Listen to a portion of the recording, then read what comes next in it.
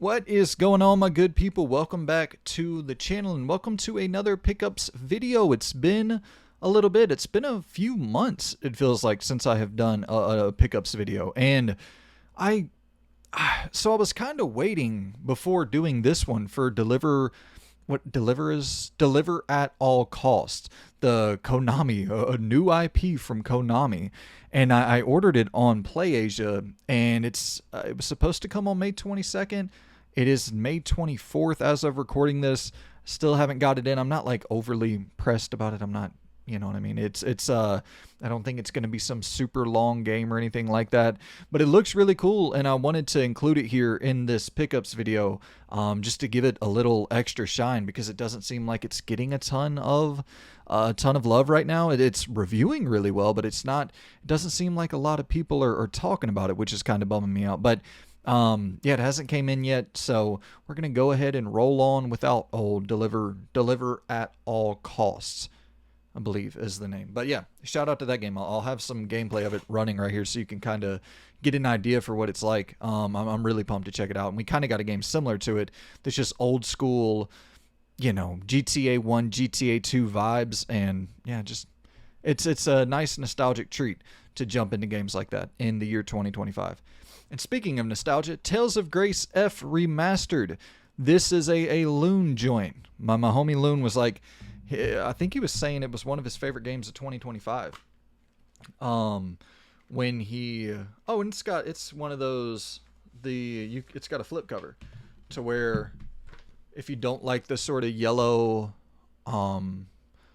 you know, like the all yellow backdrop, if you want to kind of flip it over into this sort of greenish, it's very, I love the color palette, very pastel, very soft, very you know, just charming. I like that art style quite a bit.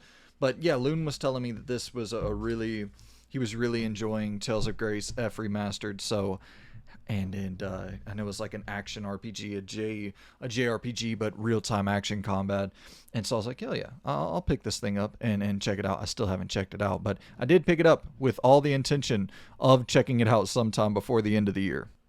So that's what it looks like with the cover flip, with it in, you know, with it in the actual case. I think that I kind of like it more with the green, actually. So I think I'm going to leave it. Next up, talking about deliver at all cost and the GTA 1 sort of inspiration there, the Precinct. Definitely GTA 1 coded, GTA 2 coded, the top-down driving and action gameplay and all that. But this, I love this damn steelbook, man. Get a shot of the art there. Just looks so good. And this is a day one release as well. This isn't like some, you know, wait 4 months and then it comes, and it's like, but it has so many goodies packed inside here. And I don't want to, you know, I know I don't really have a whole ton of space to operate here. I need to get like one of those separate cameras that does like a down shot view. Yeah, we got a map. Try to get this in frame here for y'all. And then you just got like some extra goodies thrown into this thing. Actually, no, this really isn't much of a, it's just a, it's a digital game soundtrack, which is, you know, cool enough there. And yeah, so I don't know, I appreciate when publishers take the extra effort, they put in the extra effort to, you know, release a physical product that is actually, and also, so I have the Precinct in my console right now, so the disc isn't in there, but I love the artwork on the inside as well. And not to mention, I fucking love the video game. I finished it a couple days ago, and I just find the game to be so fun. It's probably the best police sim that I've ever played. I know that like True Crime back in the day was kind of going for some of that police sim sort of energy where you're able to go up to people and pat them down and you know, arrest people, but like this has all these different layered systems where you're going in, and every time you have to like initiate an arrest. You have to file the police report. You have to check them for warrants. They might run. You have to chase them down. You have to call in a helicopter. You have to call in spikes, and it all pops up in this dialogue wheel of sorts. And I don't know, it was just very layered, and a lot of really interesting detail for trying to simulate that job, which obviously is a job with a lot of variability, and for them to be able to account for so much of that variability, that was just really fucking cool. So the Precinct, really fun, and also the story, not bad, man. The story is okay, but then it really picks up towards the end, and it's got some staying power towards the end. Pocket Bravery, a old school, like 2D fighter style of game. I only played it for a little bit. There was just a lot coming out, but it did get a physical copy, so I wanted to support it. And also, let me shout out as well, because both here, P-Cube, I know they do a lot of physical media support, and also Microids does a lot of physical media support. And I think Microids, hold on one second.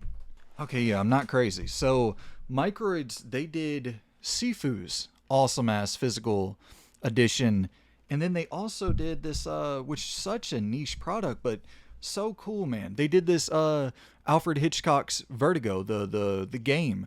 They did a awesome, physical print run of this as well. And like, this isn't going to sell tons of copies, but still to be committed to physical media. And this came out in like 2023.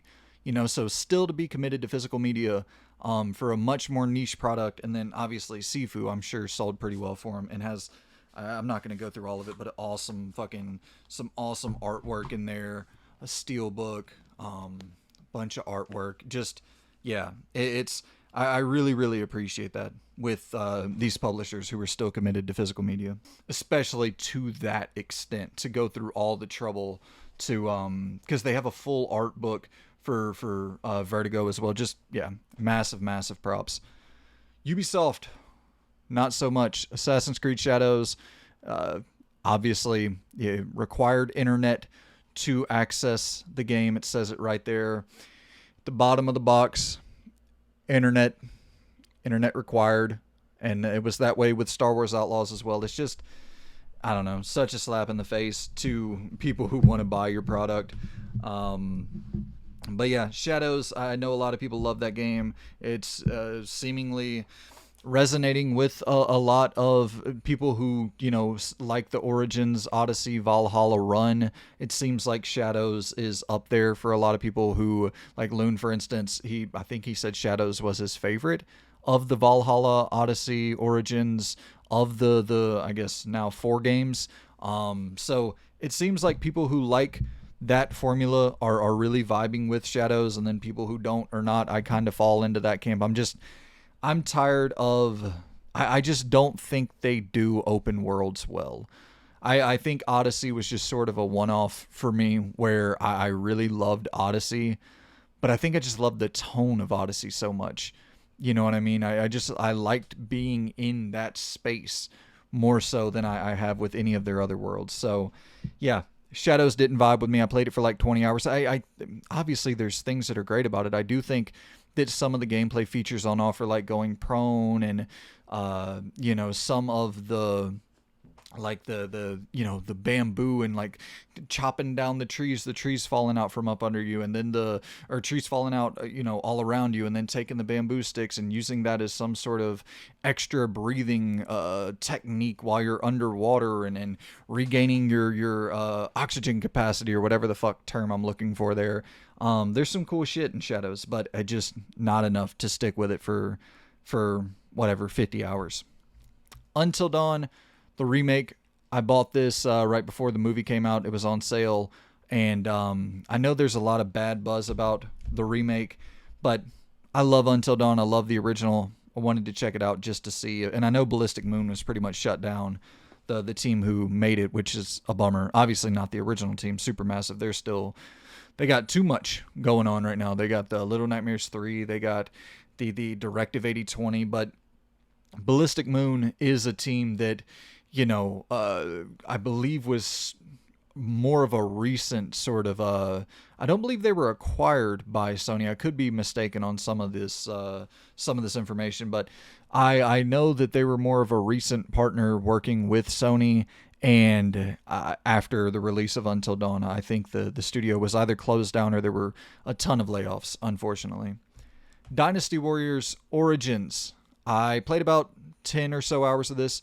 Fun. It's just kind of one of the, it's a Muso game. It's cool to see that tech on your new console, which it's not even a new console. It's 5 years old at this point, but still feels like we're yearning for some of those real current gen only experiences. And it is cool to see something like this, and seeing Omega Force utilize that technology, and seeing what a Dynasty Warriors game that is fully developed for a PlayStation 5, for a Series X, what can that look like in 2025? And it is a little bit more than the what you expected from previous games. It is more men on screen than ever before, but it's also more story oriented, and it looks good, and it plays good, and there's more defensive tactics, and yeah, it's a cool game.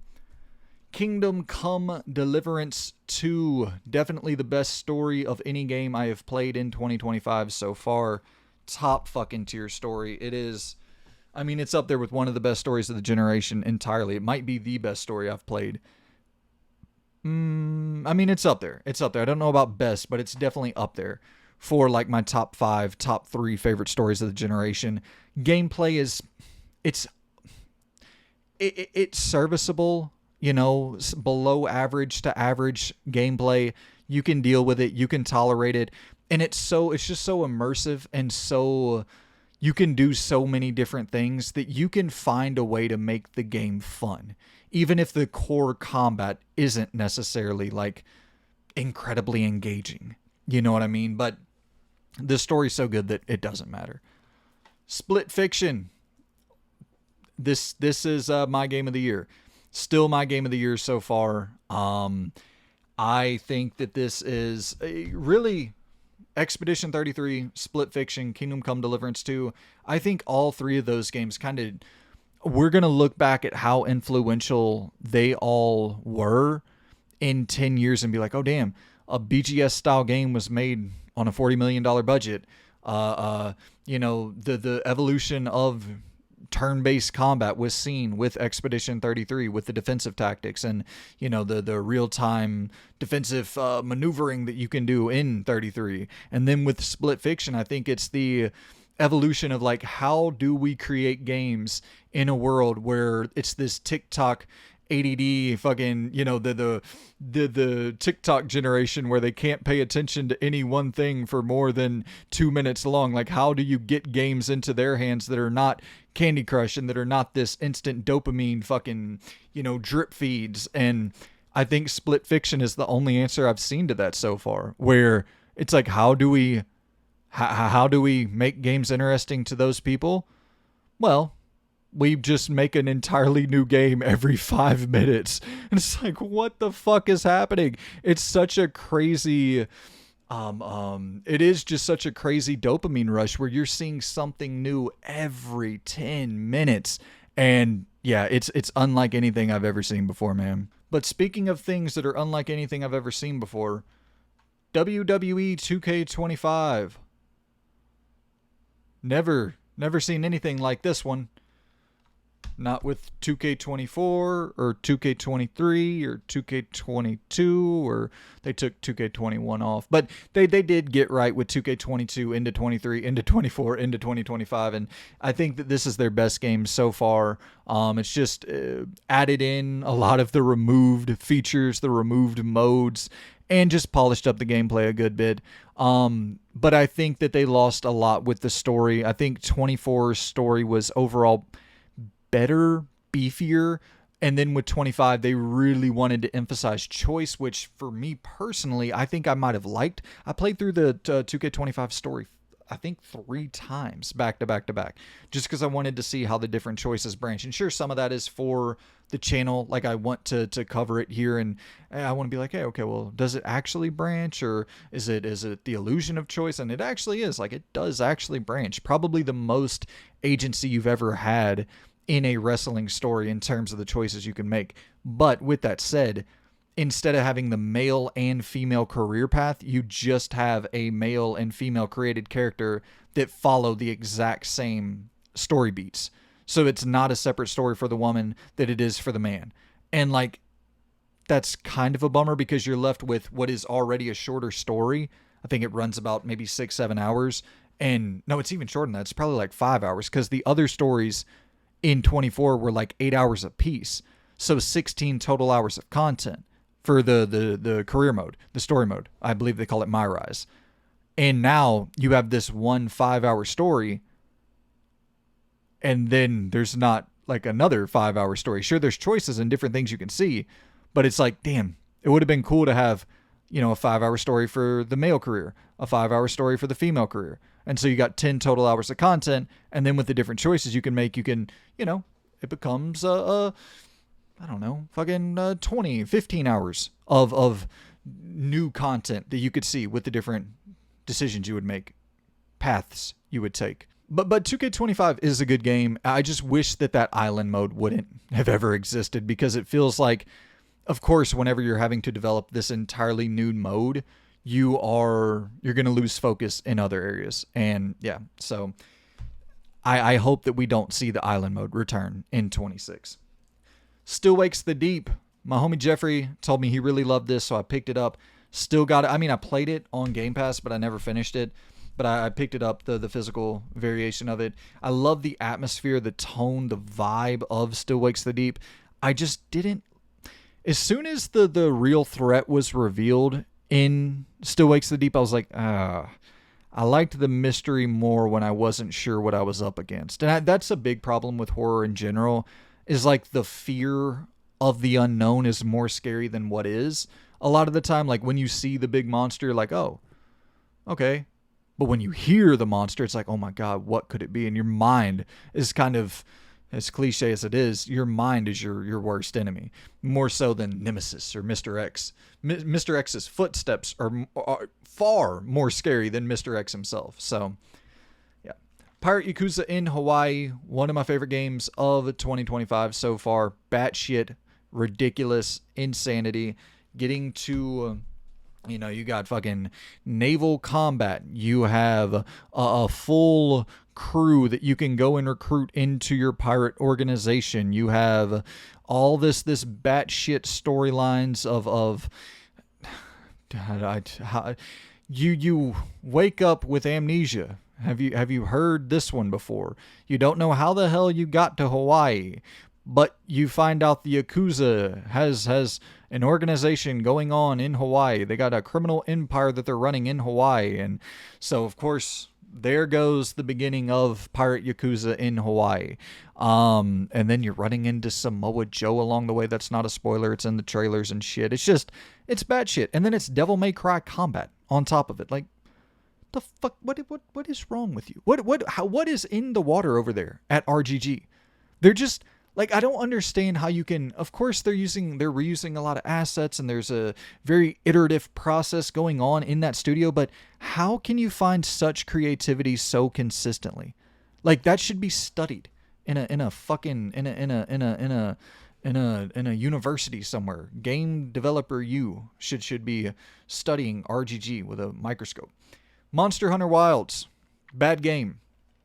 All right, so those are the... No, I'm just... Monster Hunter Wilds isn't a bad game. It's just, I could not get into this thing. I understand it's like more of a multiplayer-centric thing, and maybe I'll just hop in with Loon at some point and play some online Monster Huntering, but I just like, what the fuck is the point of this? Like, the story's not good.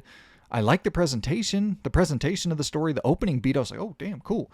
We're like in a Monster Hunter chase scene here, and I'm like fast and furiousing around on my little chocobo guy, running around with my chocobo guy, avoiding sandstorms, avoiding getting sucked into the what's the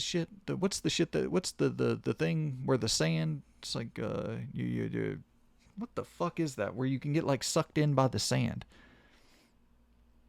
I totally am blanking out on what the hell that is called. I guess I don't interact with a lot of situations where I'm having to avoid being killed by sand, but you know what I'm talking about, where the sand's doing the swirly and you're trying to Monster Hunter Wilds, the game where you avoid the sand doing the swirly. This is the type of analysis you can come to expect here on the Game and Ramble YouTube channel. Appreciate y'all for stopping by. Those are my pickups. Let me know what you have picked up in recent months. And, yeah, man. Hit me up. Let me know. My brain is melting out of my ears. So I'm going to go ahead and get out of here. Appreciate y'all for tuning in. And I will see you in the next video. Goodbye.